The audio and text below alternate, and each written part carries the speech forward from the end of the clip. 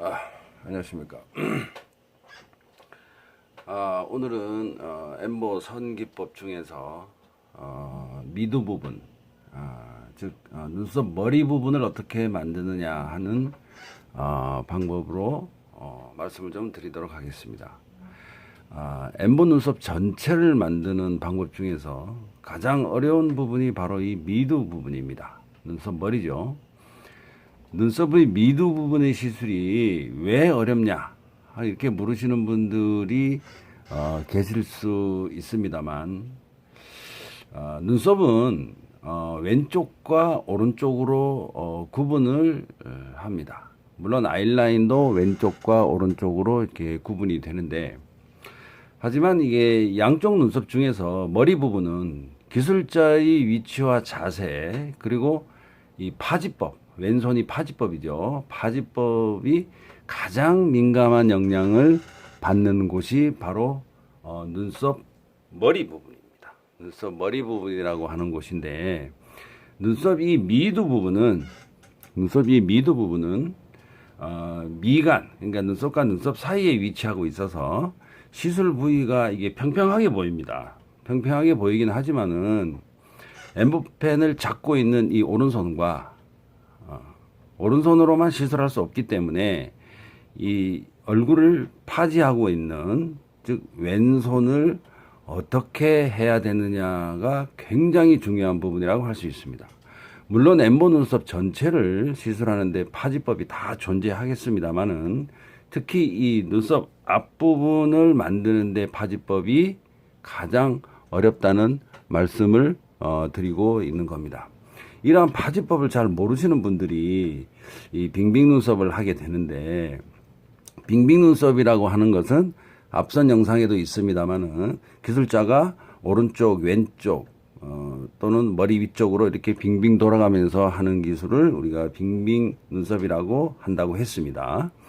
빙빙으로 하시는 기술자분들 대다수가 이 특별한 왼손 파지법이 없기 때문에 대부분 이렇게 엄지와 검지를 이용해서 그냥 이렇게 잡거나, 또는 엄지와 장지를 이용해서 그냥 한쪽 텐션만 주고 이렇게 잡는 방법을 많이 사용하고 있다는 것을 우리가 인스타나 유튜브를 통해서 많은 영상을 보게 되는 것을 알 수가 있습니다.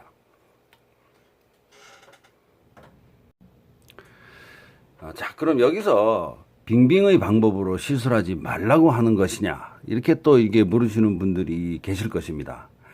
나는 빙빙으로 배웠는데 도대체 어떻게 하라는 거냐 하고 또 되물으시는 분들이 분명히 계실 것입니다. 제가 드리고 싶은 말씀은, 빙빙으로 하는 방법보다 정확한 파지법을 사용하는 것이 훨씬 더 고급스럽고 자연스러운 엠보 눈썹을 만들게 된다는 뜻입니다. 앞선 영상에서 잠시 참조하시면은 좋은 결과가 있으실 겁니다.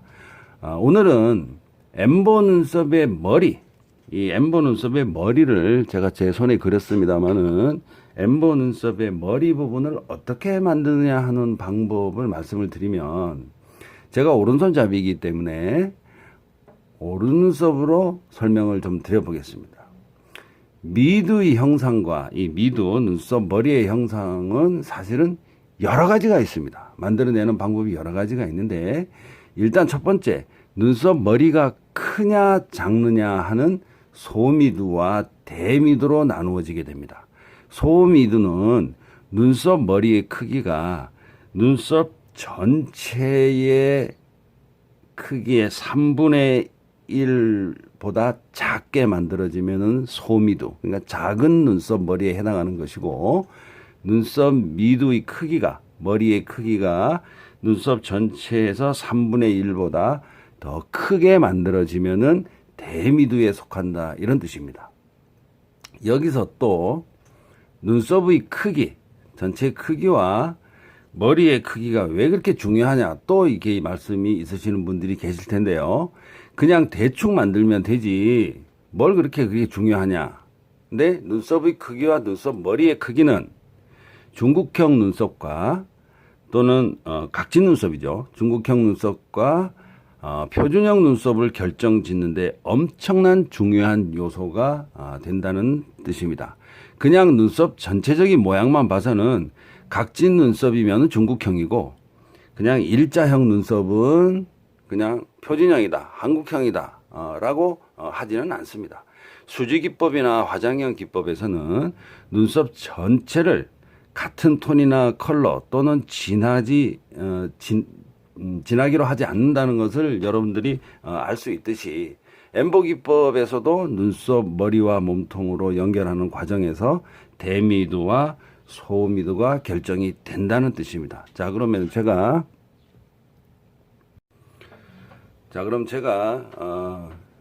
직접 제 손등에 한번 시범을 보이도록 하겠습니다. 엠버 눈썹 머리를 만드는 방법에는 딱 두 가지밖에 없어요. 엠버 눈썹 머리를 만드는 방법에는 딱 두 가지밖에 존재하지 않습니다. 그 첫 번째는 눈썹의 머리 부분부터 만들어서 내려오는 방법이고, 그러니까 앞에서 잘 보이시나요? 앞에서 뒤로 하고 위에서부터 아래로 내려오는 방법이고, 둘째는 눈썹의 아랫부분부터 만들어서 올라가는 방법이에요. 자, 그러면은 첫 번째 위에서부터 내려오는 방법을 제가 기본형을 통해서 한번 설명을 드리도록 할게요. 자, 잠깐 좀 그려 보겠습니다.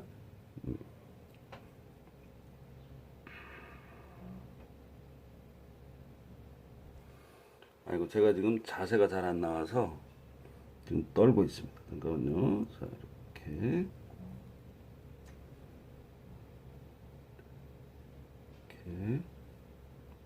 잘 보이시나 모르겠네.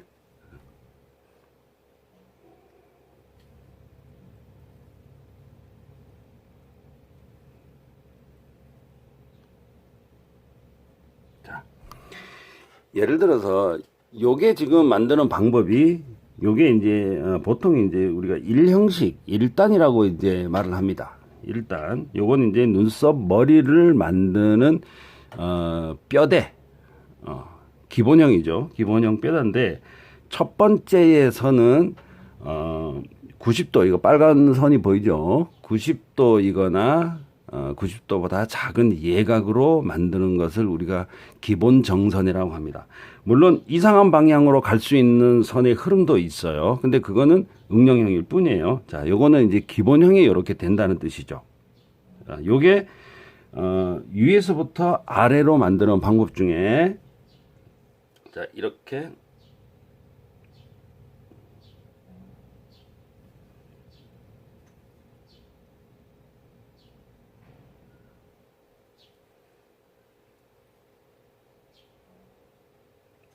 이런 식으로 위에서부터 아래로 채우면서 내려오는 방법을 우리가 기본형의 눈썹의 흐름이라고 얘기를 합니다. 자, 그러면 반대로 아래에서부터 올라가는 방법은 어떤 방법이 있느냐. 자, 살짝 닦아 보겠습니다.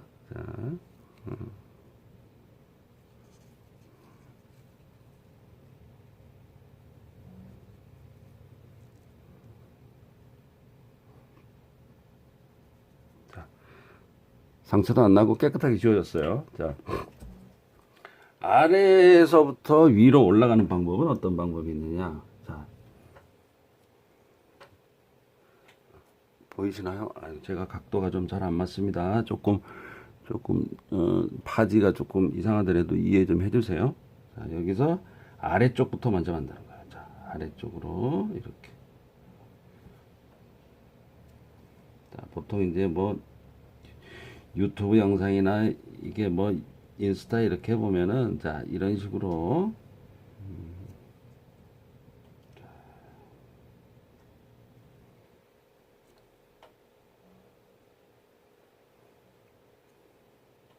이런 식으로 이제 만들게 되죠.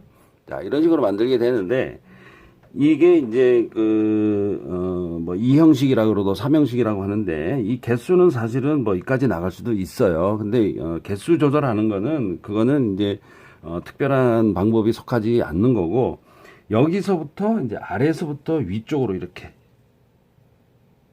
채워놓는 방법이죠. 아이고, 조금 잘못했네요. 여기서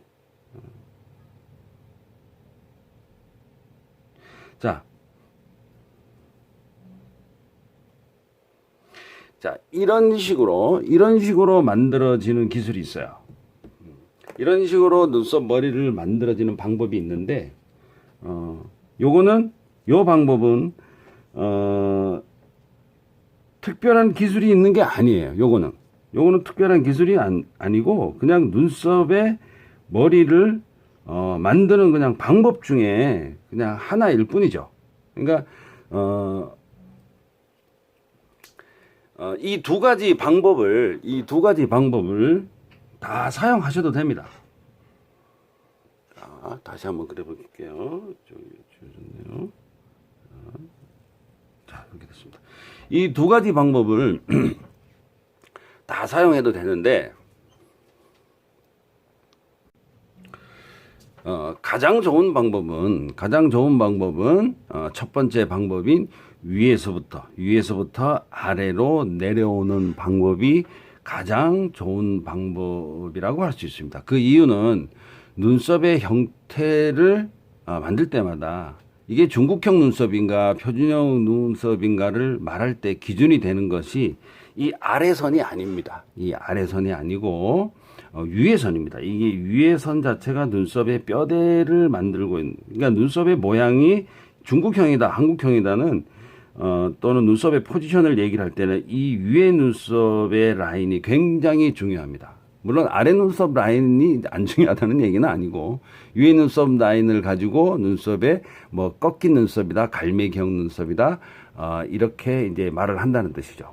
그 다음에 이 눈썹의 이 하단 부분에 이 부분 있잖아요. 이 부분 같은 경우는 사실은 여기가 눈이 있죠. 눈이 있고 이 부분은 사실은 경사가 져 있는 분들이 많아요. 경사가 져 있기 때문에 이 주변의 눈썹 조직과 이 부분의 눈썹 조직이 다르기 때문에 선이 퍼지거나 끊김 현상들이 많이 발생하는 부분이기 때문에 과거 30년 전부터 이 부분은 사실은 매우 조심스럽게 시술해 왔던 부분이기도 합니다.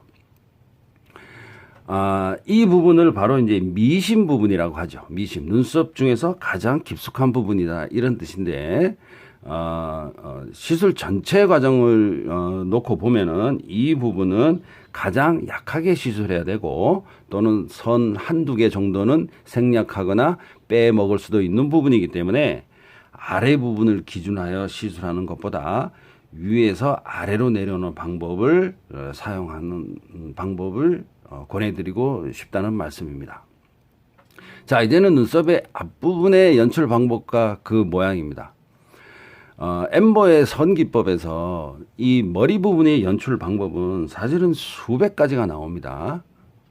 근데 제가 요즘 기술자들이라고 표현을 해서 정말로 죄송합니다만, 눈썹의 앞부분에서 선이 하나 더 들어가고 덜 들어가고 하는 문제를 다른 기법이라고 말하는 기술자분들이 너무나 많다는 사실입니다. 물론 자기만의 광고 전략일 수도 있겠지만은, 엠버 기법은 기본 정선 공부만 하시면은 선 한 개를 더 넣고 선 한 개를 덜 넣고 하는 것은 요령이고 응용적인 부분입니다. 기법의 이름이 바뀐다거나 무슨 결이니 하는 것은 사실은 옳지 않는 방법인 것 같습니다.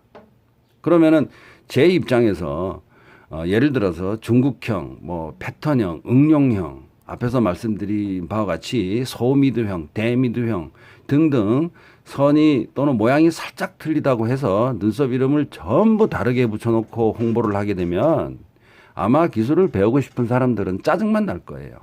요즘 그러지 않아도 무슨 기법이니 무슨 이름이 너무 많아가지고 막 헷갈릴 지경입니다만은, 엠보 기술은 오로지 하나다.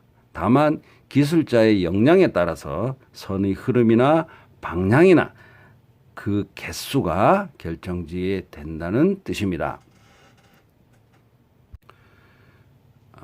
눈썹의 앞부분이 이렇게 표현이 되는 방법과 눈썹의 앞부분이 저렇게 표현되는 방법의 차이점은 무엇일까요? 아까 처음에 말씀드렸듯이 위에서 아래로 내려오는 방법은 눈썹의 머리와 몸통과 꼬리를 이렇게 기본적으로 나누어지는 그런 이제 방법이고, 두 번째 방법은 사실은 눈썹 전체를 3등분을 하지 않고 그냥 만들어지는 방법이라서 사실은 등분 눈썹이라고 하지 않습니다. 엠보 눈썹에서는 선의 개수와 그다음에 흐름에 문제가 있는 것이지, 사실은 눈썹을 정확하게 2등분 해라, 3등분 해라 이런 법은 없지만은 3등분으로 눈썹을 만드는 것이 가장 보기가 좋다라는 임상 결과를 지금 말씀을 드리는 겁니다. 여기서 기술자가 어느 방법을 사용하든 그것은 사실은 자유입니다.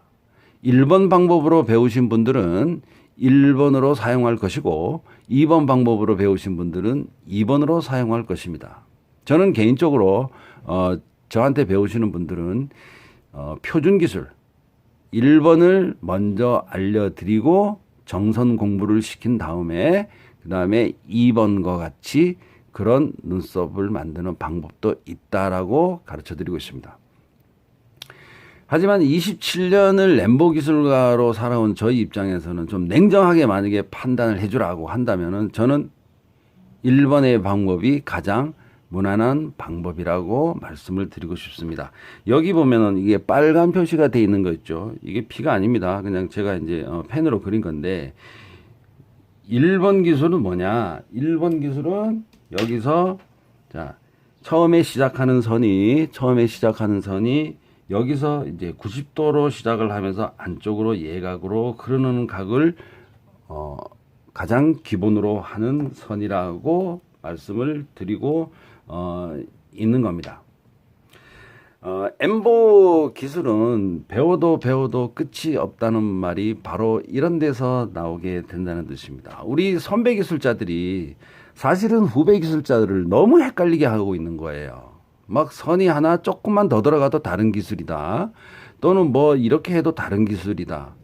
이거는 이미 30년 전부터 그렇게 쭉 하고 있었는데도 불구하고 오늘날에 보면은 기술자들이 많다 보니까 선의 방향이나 흐름이나 개수나 이런 거 한 개, 두 개만 차이가 있어도 이거는 자기만이 가지고 있는 기술이다, 이거는 나만의 독보적인 기술이다, 이렇게 홍보를 하고 있는 것도 사실입니다. 선의 길이와 간격 그리고 배열 등등을 사실은 따져볼 것이 한두 개가 아닙니다.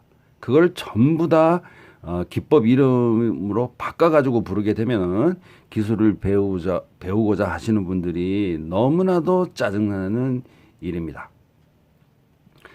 한국의 3D 엠보 기법을 만들고 기술 교범을 쓴 제 입장에서 보면은 엠보 기법이 좀 어렵기는 하지만은 침법만 정확히 배우면 아무 문제가 없는 듯이 보입니다만은, 지금 현재 한국의 로컬에서는 사실은 이 침법을 제대로 안 가르치거나 몰라서 못 가르치거나, 아니면 이거 뭐야 엠보 기법을 배우는데 침법 말고 사실은 가르칠 게 별로 없거든요. 그렇다고 눈썹 그리는 걸 가르치는 거는 반영과정이 사실은 아닙니다. 그거는 메이크업 학원에서 배우면 되는 거고, 정말 제 입장에서는 침법을 안 가르치고 도대체 무엇을 가르친다는 얘기인가 하는 거예요. 눈썹의 결 방향은 이 방향, 그 다음에 몸통 방향 이 방향, 그 다음에 꼬리 방향 이 방향. 자, 이거는 똑같습니다. 이거는 전 세계적으로 엠보 기법을 하시는 분들이 이거는 빼도 박도 못해요. 엠보 기술이 선의 방향 한 방향, 두 방향, 세 방향이 맞구나. 이건 당연한 거예요. 근데 여기에서 임상 경험을 통해서 한 달 뒤에는 너는 이렇게 나타날 것이다, 한 달 뒤에는 다 빠질 것이다, 이런 걸 가르쳐 줘야 되는데 그걸 안 가르친단 말이에요. 그냥 선만 긋는 것만 가르치는 게 지금 로컬 엠보 수강 방법이 아닌가 싶어서 조금 이제 아쉽기는 합니다.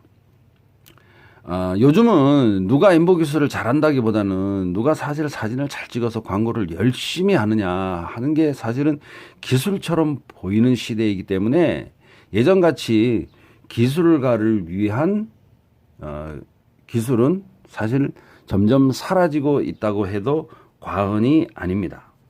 좀 안타까운 노릇이죠.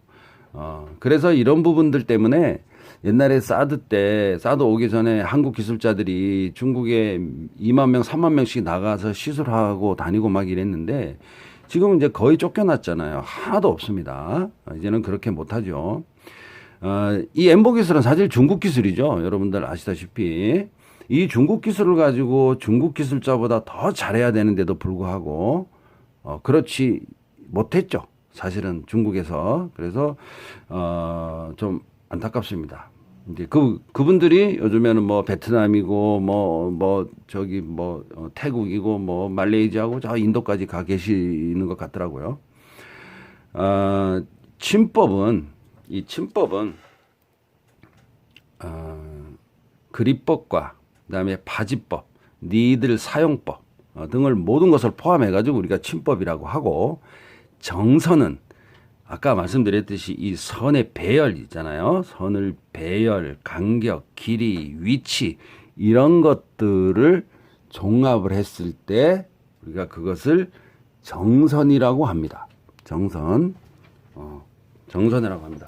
자, 그러면은 제가 정선을 방향은 자 이렇게 합니다. 지금 이제 보시면 이제 이렇게 자, 선 보이시죠?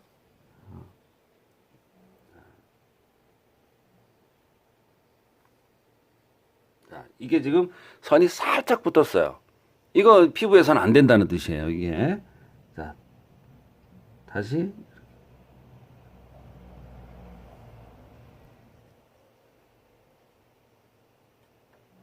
자, 이런 식으로 선의 간격들을 조절을 해서 선의 길이나 간격이나 이런 것들을 전부 조절하는 것을 우리가 정선이라고 해요. 강원도 정선이 아니고 그래서 침법과 이 정선 이 두 가지만 제대로 배우면 엠보는 거의 다 끝난다고 볼 수가 있습니다. 많은 분들을 제가 상담을 해보면 선생님은 색소를 어떤 거 쓰시나요? 색소 배합법도 가르쳐 주시나요? 이런 질문을 많이 하십니다. 그런데 엠보 눈썹 기법에서 색소를 고르는 문제는 제일 나중에 배우셔도 아무런 문제가 없는 부분입니다. 오랜 시간 임상 결과를 가지고 있는 제 노하우를 당연히 가르쳐 드리죠. 그런데 색소 배합 문제는 그거는 한두 시간만 가르쳐 드리면 다 알 수 있는 부분이지 실제로는 기본적인 침법과 정선이 안 되어 있는 상황에서 아무리 좋은 색소를 사용을 한들 무슨 의미가 있겠느냐 하는 뜻입니다. 검객은 검법을 배워야 한다 이런 뜻입니다. 제가 혼자 영상을 만들다 보니까 근데 뭐 시간 있을 때 만듭니다. 이제 기다리시는 분들한테는 좀 죄송하고요. 자주 만들도록 하겠습니다. 구독과 좋아요 꼭 좀 부탁드리겠습니다. 감사합니다.